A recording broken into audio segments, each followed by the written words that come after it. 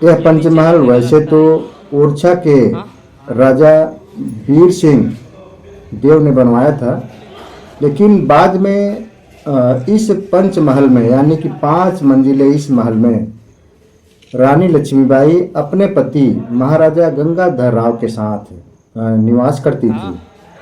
तो आइए इस किले का मैं हर उस हिस्से को दिखाने की कोशिश करूंगा जो कि रानी लक्ष्मीबाई और राजा गंगाधर राव के याद में समर्पित है। साथियों, इस किले के अंदर का मैं अच्छे से व्यू दिखाऊं इसके पहले मैं पंचमहल के बाहर का व्यू दिखाना चाहूँगा, जहाँ पर छोटे बड़े कई यूट्यूब क्रिएटर इस किले को लेकर काफ़ी रोमांचित हैं और वो कुछ रीलें वगैरह बना रहे हैं। देख रहे हैं यहाँ पर ये पंचमहल का बाहरी भाग है।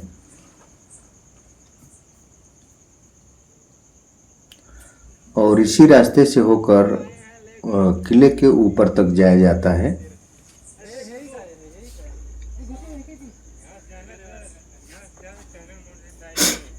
यह है पंचमहल का बोर्ड और अब हम प्रवेश करते हैं पंचमहल के अंदर।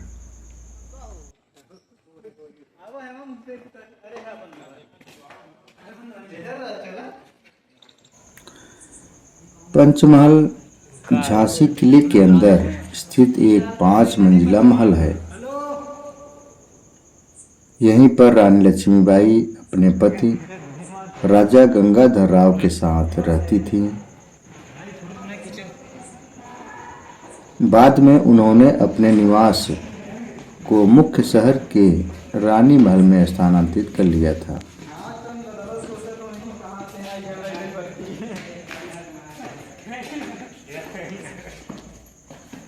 साथियों, आप सब तो जानते हैं कि झांसी का किला भारत के प्रथम स्वतंत्रता संग्राम में रानी लक्ष्मीबाई की वीरता का मूक साक्षी रहा है। यह किला उत्तर प्रदेश के झांसी शहर के सामने एक ऊंची पहाड़ी पर स्थित है।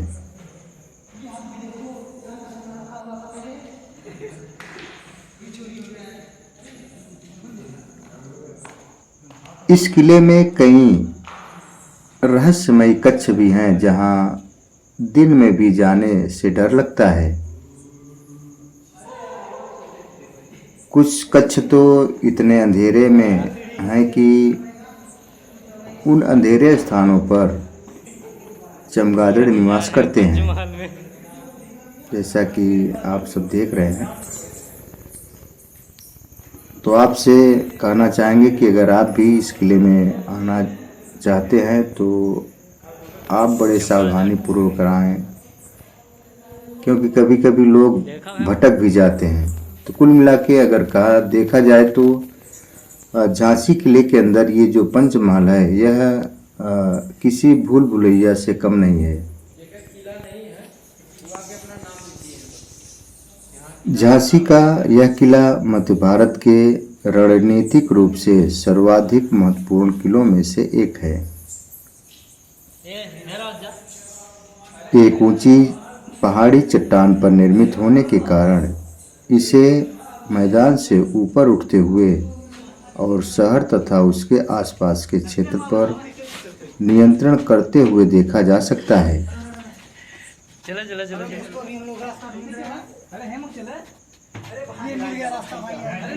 किले का निर्माण ओरछा राजवंश के राजा वीर सिंह देव ने करवाया था। एक बात और, अगर आप यहाँ अंदर आना चाहते हैं तो कम 2-4 के ग्रुप में रहें ताकि किसी भी तरीके की अनहोनी होने का अंदेशा न रहे।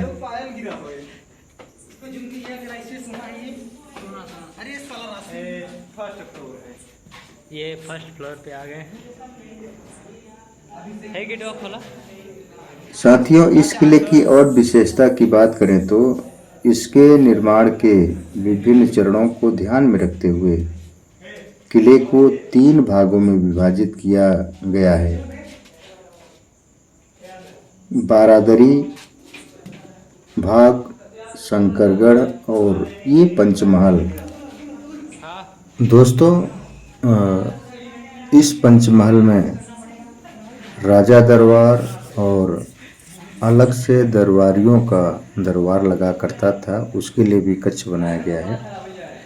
और पंचमहल के सबसे ऊपरी हिस्से में रानी लक्ष्मीबाई जहाँ रहा करती थी, वहाँ पर शीश महल बनवाया गया था।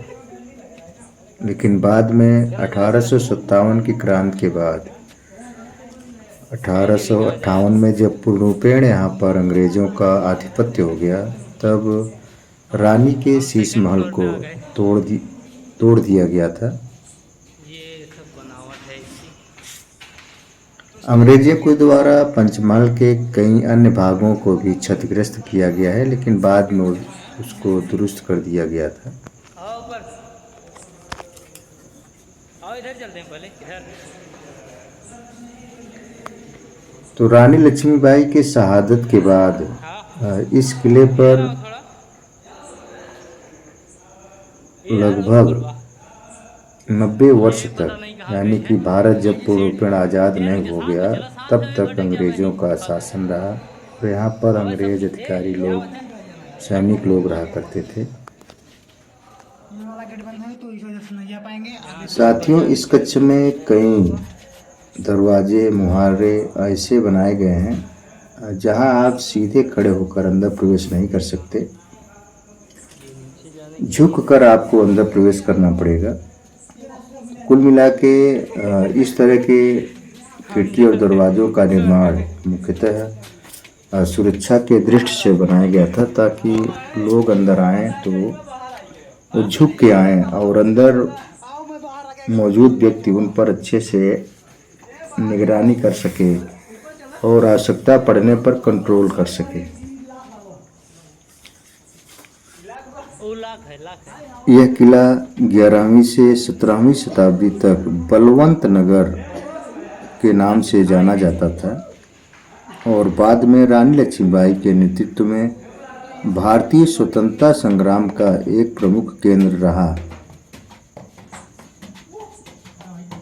यह किले का वह भाग है जहां पर एक विश्व प्रसिद्ध संग्रहालय बनवाया गया है। यहाँ पर इस किले को लेकर और भारत की तमाम स्वतंत्रता संग्राम को समर्पित करने वाली तस्वीरें एवं वस्तुएं रखी गई हैं।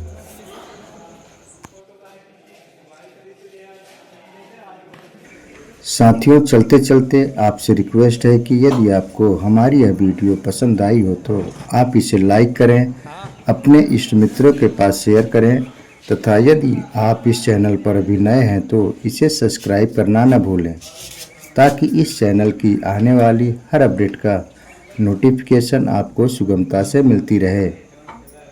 साथ ही साथ एक अच्छा कमेंट लिखकर हमें यह वीडियो कैसी लगी अवगत कराएं। जय हिंद, जय भारत।